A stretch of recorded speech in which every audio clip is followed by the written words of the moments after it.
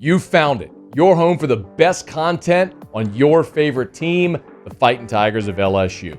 Do us a favor, subscribe to the channel, leave your comments below, and be sure to smash that like button.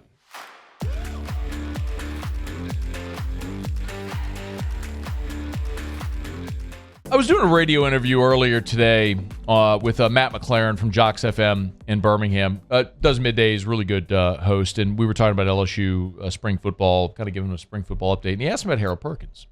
And Harold Perkins has reached that level where it's just sort of an inevitability. Whenever you do a radio interview with someone else in another market, you know the things you're going to be asked about. You're going to be asked about quarterback and Jaden Daniels. You're going to be asked about expectations with Brian Kelly in year two. And be prepared to answer a question about Harold Perkins because he just captivated everybody last year with the way he exploded on the scene, the way he performed against Ole Miss. Certainly the Arkansas game was when I think everything he did went super viral because you were just expecting him to make a play, and he just kept making plays. So that's just a part and parcel. But one of the things Matt asked me about earlier today was if Harold Perkins, if they were getting sort of creative with Harold Perkins this spring and how they might use him. And it was a good question because it's a reminder that there are still a lot of people who are unaware of this. And I get it. Like, the overwhelming majority of fans watch the team during the season. They watch the games, on Saturdays, and that's it. And they're back next Saturday.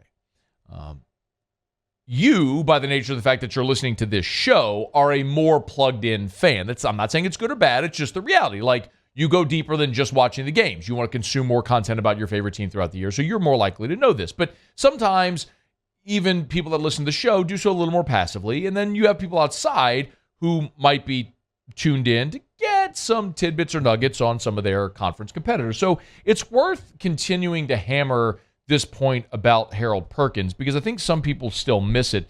And Brian Kelly has been completely transparent with this.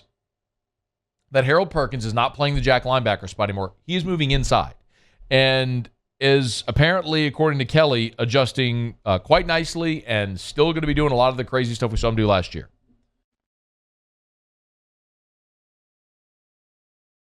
I think you're going to see him as active as he's been and maybe just in a different fashion. If you just line him off the edge, everybody's going to game plan for him. I think we put him in a better position at the linebacker position, and then we can move him around on third down. So I think he's going to be as active as any time that we've had Harold. He just has other responsibilities now that he hadn't had before.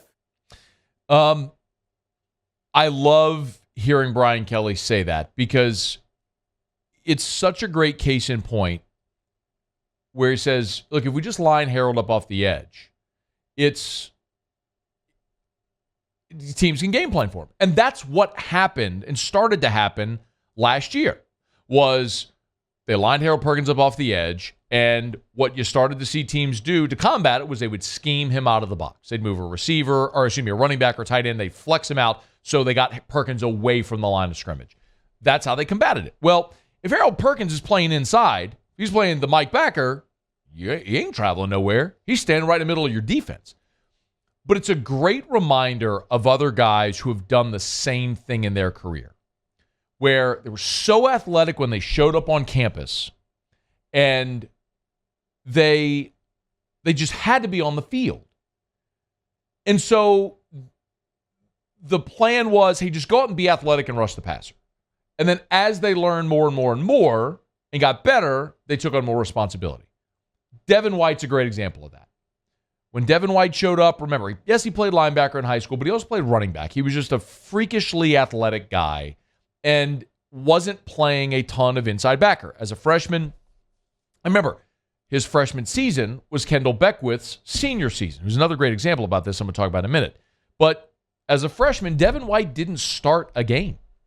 He played in 12 games, made 30 tackles, had 3 tackles for loss, had a sack, had a forced fumble. Devin White was active. He was athletic. You could see the flashes, the potential, the brilliance, the ability.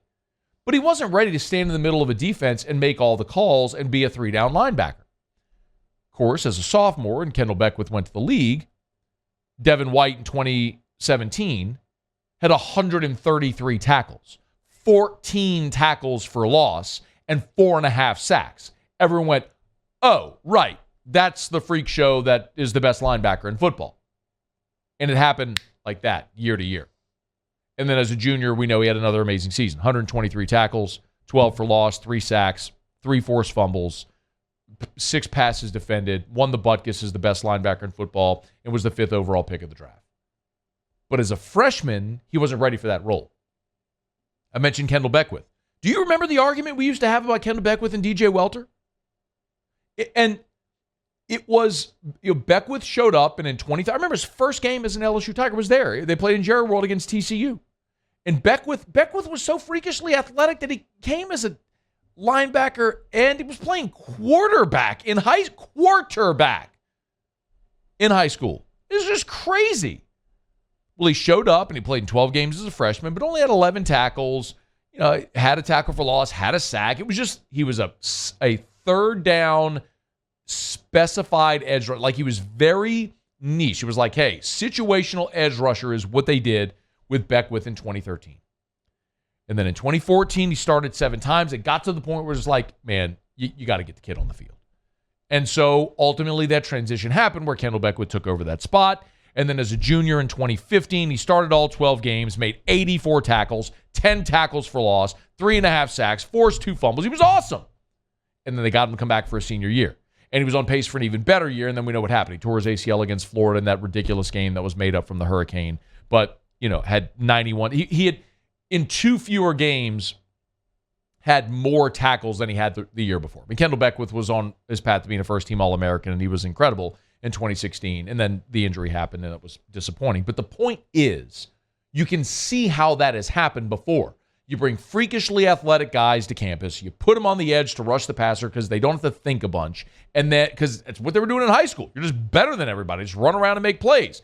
And then as they grow and develop and mature and learn the defense and they move inside, they can make all the calls and be 3-down linebackers. They can stop the run, can run sideline to sideline, can blitz gaps, get tackles for loss, rush the passer, defend in coverage. Like, they become awesome all-around players, and that's what they're going to do with Harold Perkins. So I know we're fascinated with Perkins and infatuated with his pass rushing ability because he was so good last year. 13 tackles for loss, 7.5 sacks. Like, for perspective, Kendall Beckwith in his career had 7.5 sacks. Beckwith had 7.5 for his career at LSU in 4 years. Perkins had that in his freshman season. So I get the infatuation.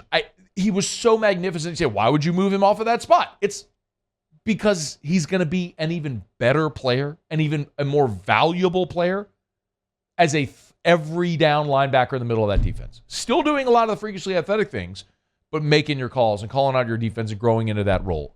So yes, I love what they're doing with Harold Perkins right now. And by the way, the linebacker room as a whole, with Perkins moving inside, Omar Spates from Oregon State coming in as well. They love him. You've added depth. You got West Weeks there as well. You brought in Whit Weeks, who they like better than West actually as well. Has a much higher ceiling.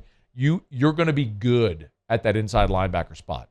And listen, here was Brian Kelly talking about that position where they were so thin, how strong it is now.